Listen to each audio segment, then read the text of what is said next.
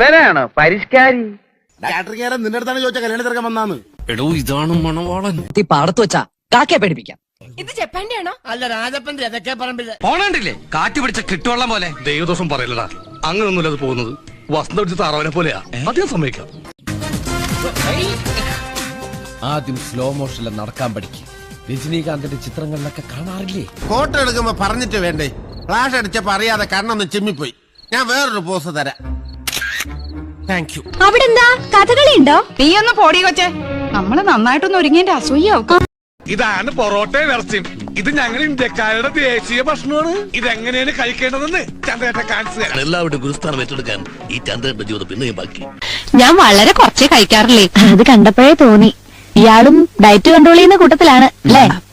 ഇത്തിപ്പൂരല്ലടി തിന്നുള്ളൂ. നീ നമ്മുടെ മോനെ കൊണ്ട് അകത്ത് പോയിക്കോ. ഇല്ലെങ്കിൽ ചിക്കനാണെന്ന് പറഞ്ഞ് നമ്മുടെ ചെക്കൻ അവൻ തിന്നും. 2 പഴം കൂടി കുത്തിക്കേറ്റിക്കൂടെ? ദൈവമേ, അയാളെ കാസ്റ്റായിട്ട് ഇപ്പഴെങ്കിലും വരല്ലേ? എന്താ പറഞ്ഞേ? അല്ല, നിങ്ങൾ എന്നെ മുറുക്കെ പിടിച്ചില്ലെങ്കിലേ എനിക്ക് ചിലപ്പോ ഓടിക്കളയാൻ തോന്നുന്നു. ഇയാൾ പിടിക്കൂ, എല്ലാരും പിടിക്കൂ, ആത്മാർത്ഥം പിടിക്കൂ. ഹൈറ്റ് ഒക്കെ ഔട്ട് ഓഫ് ഫാഷൻ ആയിട്ടോ. സൂക്ഷിച്ചൊക്കെ മോളിൽ കൂടി ഹെലികോപ്റ്റർ ഒക്കെ പോകുന്നത്. സജേട്ടാ, ഞാൻ ഇപ്പോഴും പറയാണ്, ഇവിടെ സേഫ് അല്ല. അവൻ പറയാ പരസ്യമായിട്ട് അവന് ഗുരുപൂജ ചെയ്യണമെന്ന്. അതും അമ്പലത്തിന് നടയിൽ വെച്ച്. ഒന്ന് ചിരിച്ചേ.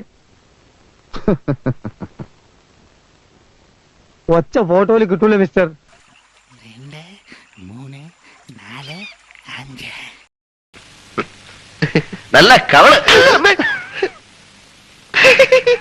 ഞാൻ നിങ്ങളുടെ അപ്പളേ പറഞ്ഞു ഇവിടെ സേഫ് അല്ല എന്ന്.